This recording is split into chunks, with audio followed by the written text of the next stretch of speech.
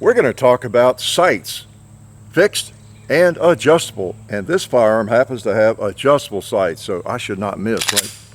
No way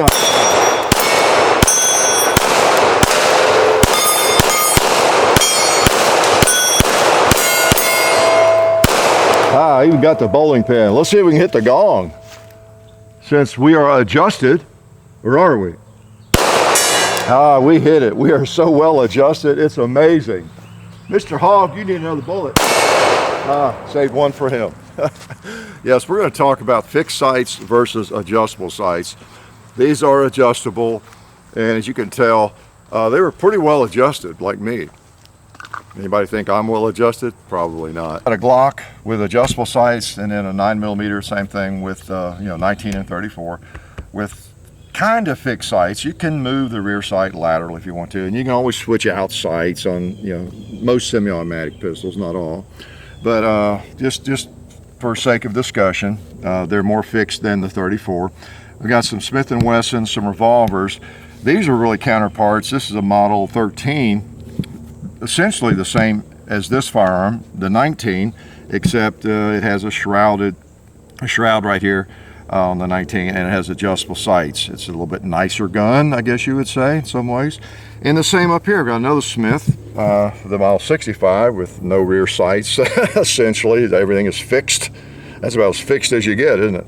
And then you have a 357 38 special, with adjustable sights, that kind of thing. So we're going to compare, and also brought out the GP100 with fixed sights.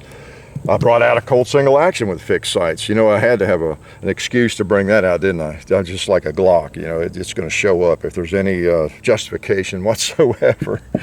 So fixed versus adjustable.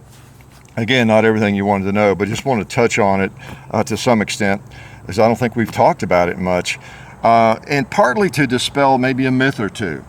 Okay, now adjustable sights, as we can imagine, make a firearm generally more versatile. Like this 357 Magnum. I should be able to hit better with it, just like I should be able to hit a little bit better maybe with that Glock 34. And let's put some 38 special in it and see. I don't know, maybe I can't hit anything, but I'm able to adjust the sights on this thing, and if it shoots high, I can adjust that rear sight, and I can make up for that. So I should be able to hit something with it, whether I want to or not, like old Mr. Hogg down there. See, that plate, whoops, I let it off a little bit before I meant to. How about Mr. Cowboy right in the hat? Yeah, I think I got him in the hat, didn't I? Yeah, I think I did. Click, yeah. So I should be able to hit really whatever I want to hit, and not have a lot of misses with this baby, because I don't have any excuse in terms of the sights. I can move it laterally. What laterally means, you folks in Kentucky, my relatives, you know what that means. I can move it side to side. I can adjust my windage. I know you know what windage is in Kentucky, right? You all invented it, Kentucky windage, and we appreciate it. We use it a lot. So I can adjust for windage, elevation, and that works out pretty well, doesn't it? So that's a firearm that I should be able to hit with. And then same with this one. I'm just going to shoot 38s. We're not hunting hogs for real or anything here. I'll just shoot this. But this firearm has adjustable sights. A great shooter, the 686 Plus. Most of you are familiar with it.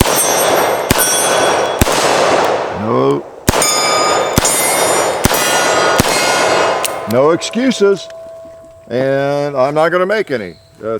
I've got the sights pretty much on, and I should be able to hit with it. Got adjustable sights, so not bad. I like that firearm, and you get a good sight picture, so it's a wonderful thing, isn't it? So now we delve into that world, that primitive world of fixed sights. All right, and maybe I just should shoot this one right here with no sights, not even a hammer. Well, it's been filed off by some goofball like myself, and so look at that.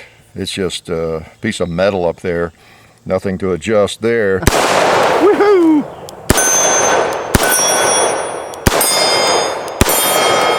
Feels good. Let me throw one at the gong.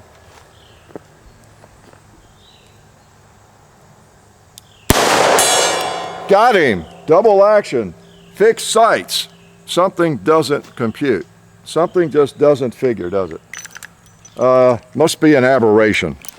But whatever an aberration is, right?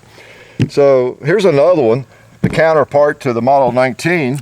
Let's try it. Boom. Bowling pin. Yee, doggies. Let's go hog hunting.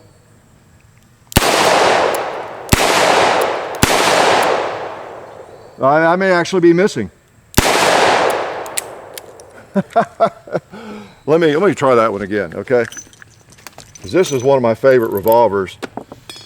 Hope that paint's not messing me up there where it's sticking up a little bit. All right, let's take this thing and cock it and see where it hits. All right. Try the hog. All right, got him.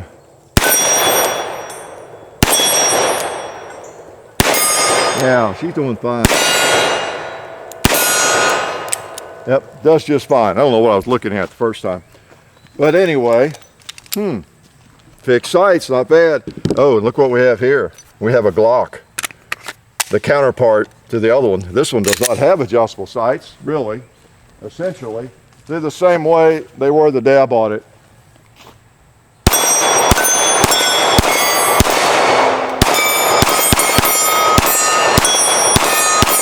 Let's see if we can hit the gong. I think I heard it on the last shot. So what does that tell you? Well, just having some fun basically with you, aren't I? Maybe dispelling a myth to some extent that you have to have adjustable sights. All right, I was kind of over bragging on the adjustable sights because you don't always need adjustable sights. That's one of the points I wanted to make. It's nice, but there are disadvantages to both, and you can feel free to share your opinions. Now, by and large, if it's a serious target handgun or for hunting, you know, where you don't want to be limited to 5 yards, you know, and you want to be able to hit something with precision, either hunting or just competition, it may be some moderate to longer distances, you probably need some good sights on it, something you can adjust, because there's a good chance if you're competing or you're hunting, you're going to be maybe using a variety of bullets. You might decide to change the load you're loading, maybe a heavier bullet or maybe a more powerful bullet for certain applications for hunting or competition. Okay, you may be experimenting a lot for what feels like the most accurate round for you, reducing the power factor or increasing the power factor. So you've got all that, and all of that could involve a need to adjust the sights, you know, really could. And then even for a carry gun, a firearm for shorter distances, which generally we consider a defensive firearm or carry firearm, you might prefer adjustable sights just so that you can do the same thing and feel more comfortable with tailoring your own loads, finding ammo you like, and then you want the elevation to be right where it hits, where you want it to hit, you know, based on where you hold the sights, your sight picture and all that. So that just might be something you want, adjustable sights. You're going to wear it in an outside the waistband holster or even an inside the waistband holster, or in some way those sights are not going to snag on anything anyway, and you feel you get a better sight picture. You generally do. We can make the generalization that with adjustable sights you often get a little better sight picture, maybe it's a little crisper sight picture, plus you can also more easily, or you can just change it out. Okay, you can't change it out on this baby, you know. You can't change it out at all. But if it's set up for sights, adjustable sights like this one, then even the old Smith & Wessons, there's replacement sights you can put on there. You could paint it, you get outline sights, you get red ramped. Thought I had one of those out here. I didn't. Yeah, I do it. You can have a red ramp, you know, that's kind of nice. So you just can do more with it. You can even replace that front sight if you want to. So, you know, that's the thing. Now, there's advantages also to fixed sights. again, the reason I ground off the hammer spur there, it makes this thing cleaner, more snag free. It's kind of a melted effect, kind of like the Glock. One of the things that some of us like about the Glock, or firearms like it, is they're snag free pretty much, you know, and that's the advantages and disadvantages of that. You don't have a lot of sight up there, but there's just not a lot of stuff on that to snag or to hang on, you know. And, you know, revolvers like this, little pocket revolvers, you know, like the 642 that I like so much, same thing, you know, hammer's concealed, and, you know, it's not going to hang on anything. So the big advantages to that. Big if though. If and as long as you can see the sights and you can shoot it all right. You know, you don't have to have some incredible sight picture on a defensive firearm. Maybe you're going to be shooting, you know, from here to here or whatever. You need to be able to hit what you need to hit at close range. And, you know, you're not talking about highly precise shots at long range. Okay? So the disadvantages to that is, again, you can't change out the sights. It's hard to get a better sight picture. And if you want to do some long range shooting, even though you saw me hit the gong with this, and I don't know, one of the others I think, but, well, the Glock and different things, you don't need you know, highly precise sights to hit targets of reasonable size. You really don't. So if you're someone who you haven't been into firearms all that long, you don't have a lot of experience with various types of sights and firearms, handguns especially, you might be of the impression that a firearm is just worthless without adjustable sights. And it's just not the case.